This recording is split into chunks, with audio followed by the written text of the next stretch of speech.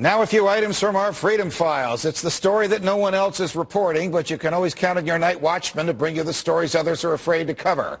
Earlier this week, the president signed the National Defense Authorization Act. If you've been watching our program, then you know that this new law authorizes the president to arrest anyone, anywhere, including on American soil, and hold the person indefinitely, including American citizens. President Obama once threatened to veto this bill, but not for the reasons you might think. The president's lawyers argued he already had this power. He also issued a so-called signing statement on this law, a practice he condemned when he was a candidate, claiming that the executive branch has broad authority to determine how it would like to implement the law.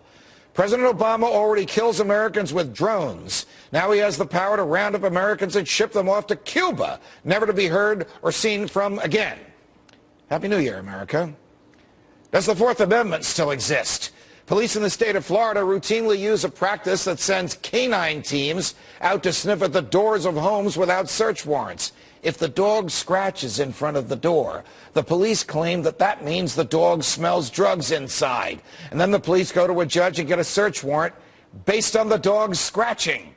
This is, of course, absurd. An unauthorized search has already taken place when the police dog sniffed for the drugs at the front door. Florida Supreme Court has rightly rebuked this practice, ruling that it violates the Fourth Amendment, which prohibits unwarranted searches and seizures. The U.S. Supreme Court may bizarrely disagree. The U.S. Supreme Court has ruled that police can enter your home just because what they thought they smelled. The Supreme Court will now decide whether to take up the Florida case, and Freedom Watch will keep you updated.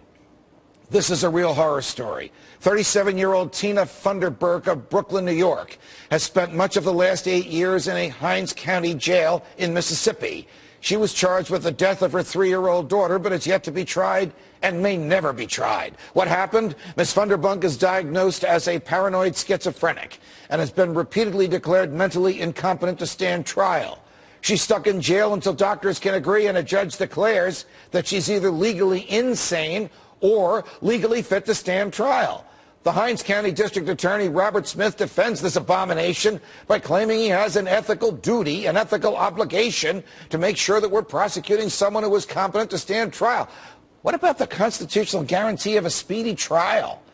After nearly a decade behind bars, it makes us wonder if the authorities have already decided it's her fate to spend another decade behind bars rather than get a real jury trial.